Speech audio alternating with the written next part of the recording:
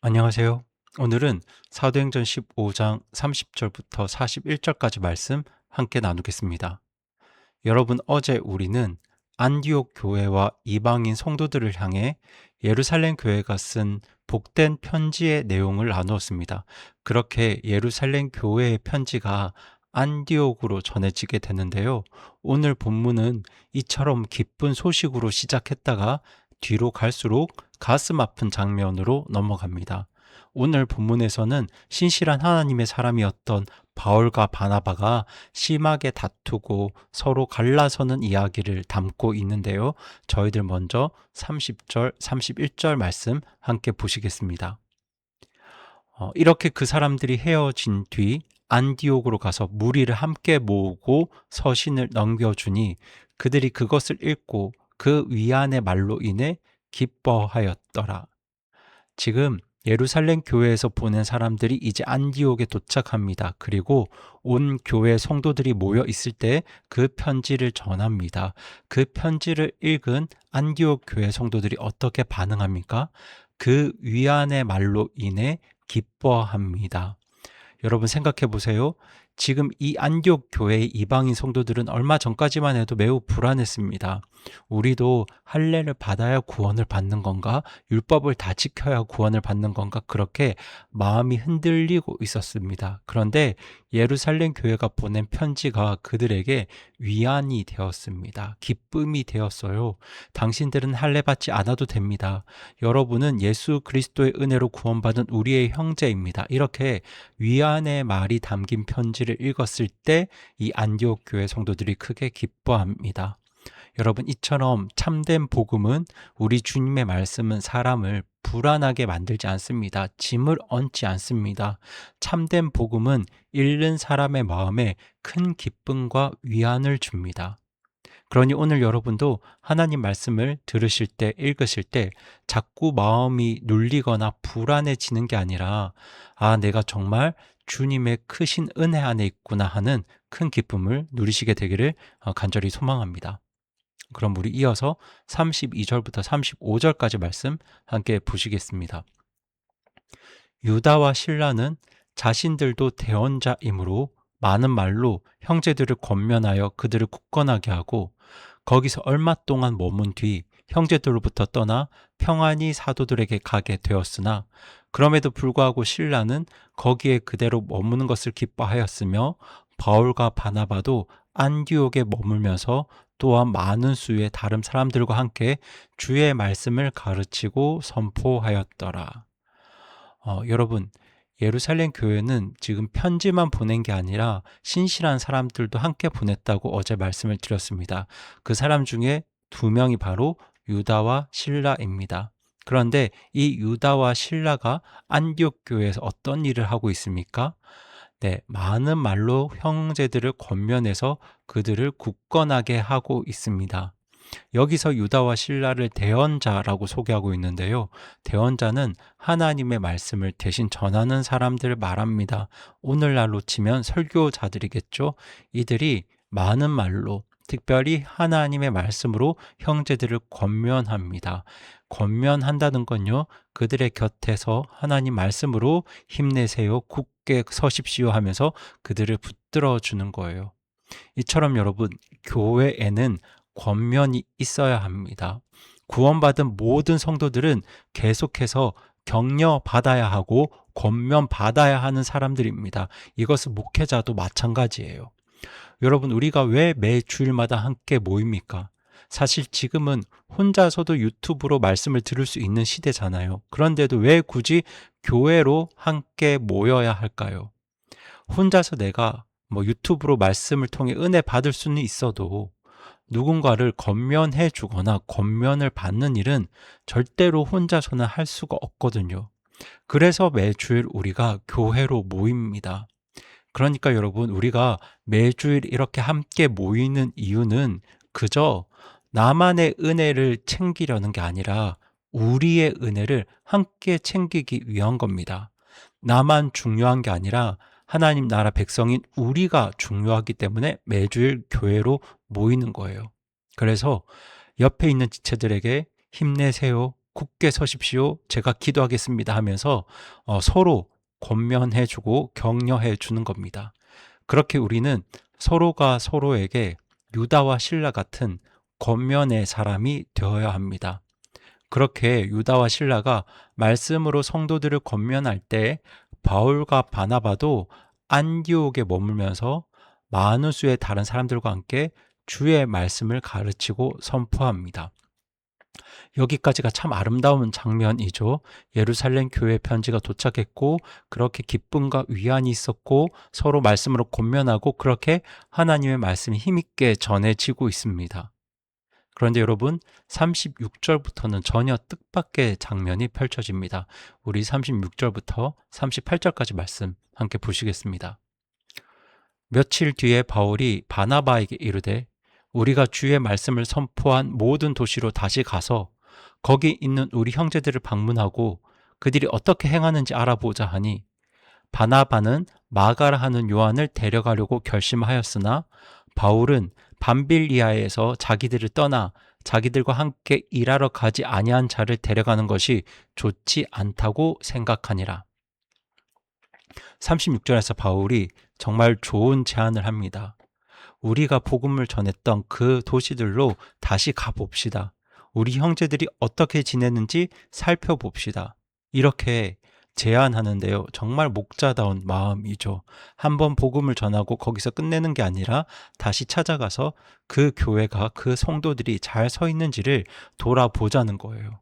그리고 바나바도 그 제안에 찬성합니다. 그런데 문제는 누구를 데려가느냐에 있었습니다.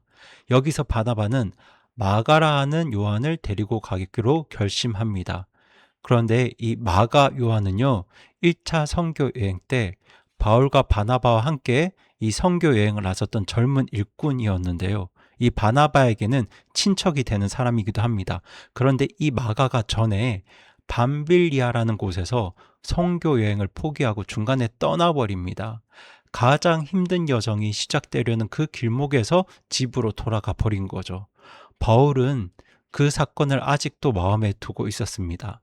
밤빌리아에서 우리를 떠났던 사람, 중간에 포기했던 사람, 그런 사람을 데려가는 것은 좋지 않다고 바울은 생각했습니다.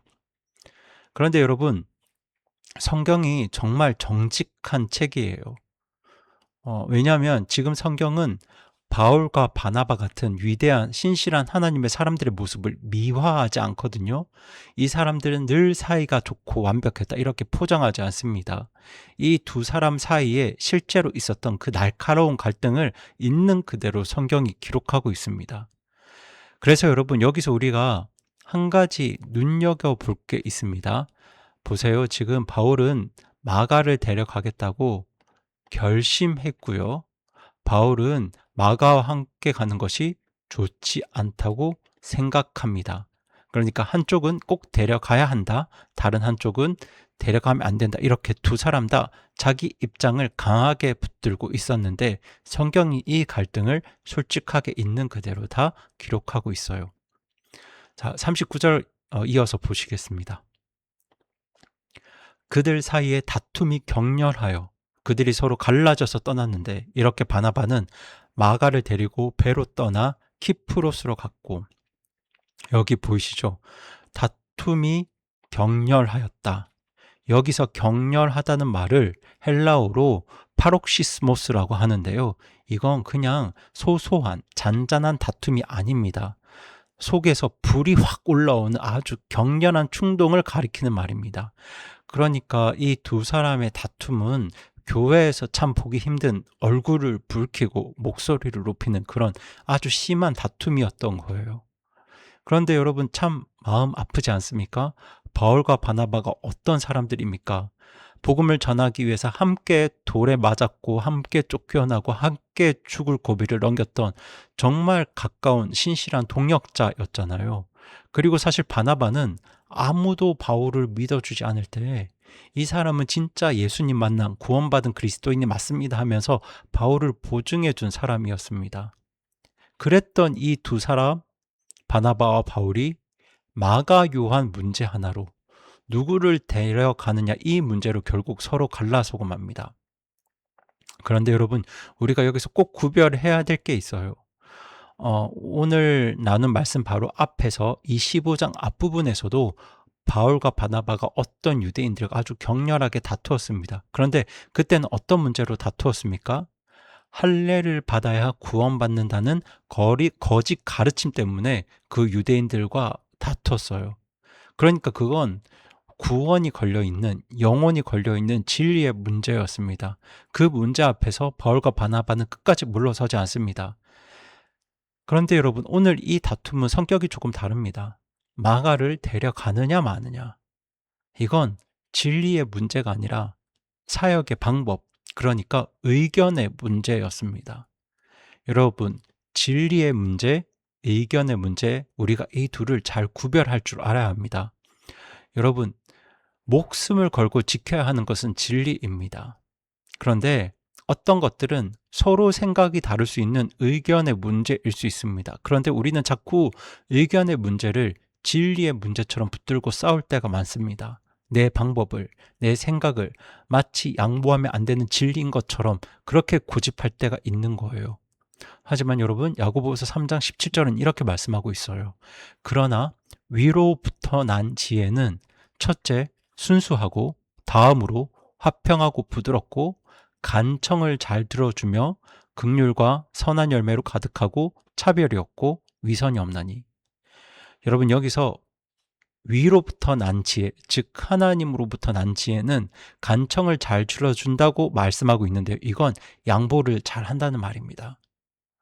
우리가 진리의 문제 앞에서는 물러서면 안 되지만 서로 생각이 다른 의견 문제 앞에서 하나님의 지혜는요, 양보할 줄 아는 것으로 나타난다는 거예요.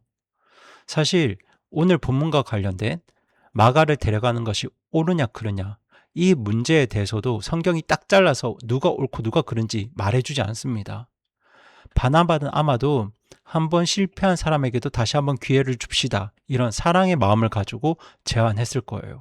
그리고 바울은 이렇게 힘든 사역에 아직 준비되지 않은 사람을 데려갈 수 없다, 이런 사명의 마음이 있었을 겁니다. 둘 다 틀린 마음이 아니죠. 그런데 문제는 그 갈등과 다툼이 격렬해질 때까지 가버린 거예요. 여러분, 우리도 살다 보면 믿음의 형제들과 생각이 다를 때가 있습니다. 그런데 그때 꼭 기억하셔야 합니다. 의견이 다른 것 자체는 죄가 아닙니다. 하지만 그 다툼을 파록시스모스, 곧 서로에게 상처를 내는 데까지, 그렇게 격렬한 상황까지 끌고 가는 것, 우리가 그건 조심해야 됩니다. 왜냐하면 그 일은 하나님께서 기뻐하지 않으시기 때문입니다. 그럼 저희 이어서 40절, 41절 함께 보시겠습니다. 형제들이 바울을 하나님의 은혜에 맡김에 그는 신라를 택한 뒤 떠나서 시리아와 길리기아를 지나가며 교회들을 굳건하게 하니라. 여러분, 이렇게 바나바와 바울, 이 두 사람은 결국 갈라섭니다. 보시는 것처럼 바나바는 마가를 데리고 키프로스로 떠났고요.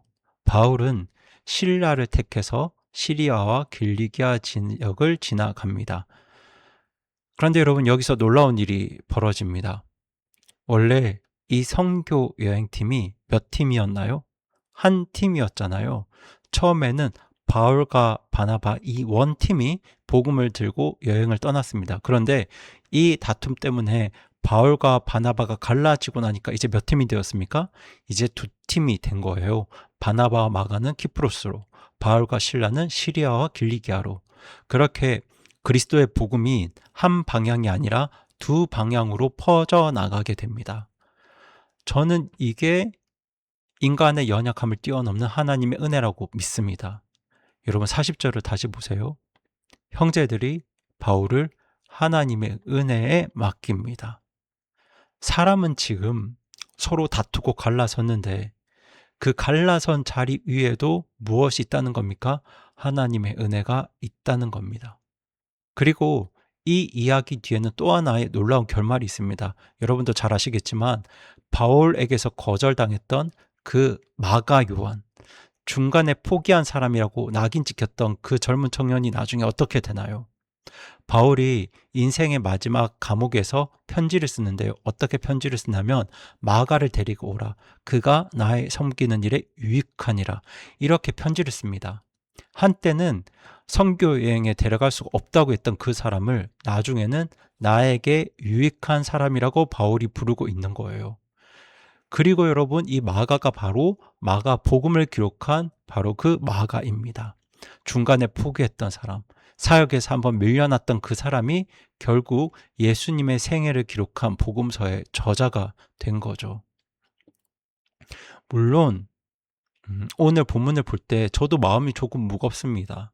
그 위대하고 신실했던 하나님의 사람들도 이렇게 다투고 갈라설 수 있구나. 마음이 무거운데요. 여러분, 이런 순간에도 우리가 꼭 기억해야 할 중요한 진리가 있습니다. 사람은 연약해서 이렇게 다투고 갈라설 수 있지만 하나님의 은혜는 거기서 끝나지 않는다는 사실입니다. 여러분, 사람들의 분열과 갈등 위에도 하나님의 은혜가 그곳에 임했고요. 그렇게 복음은 오히려 2배로 퍼져갔고 바울에게 버림받았던 마가는 다시 세워집니다. 그러니 여러분, 혹시 지금 누군가와의 관계가 틀어져서 마음이 무거우시다면, 또는 내가 한번 크게 넘어져서 난 이제 끝난 것 같아, 이런 마음이 드신다면 여러분 꼭 기억하시기 바랍니다. 저와 여러분을 붙드는 것은 우리의 연약함보다 큰 하나님의 은혜입니다. 우리는 넘어져도 그 하나님의 은혜가 우리를 다시 일으켜 세울 겁니다.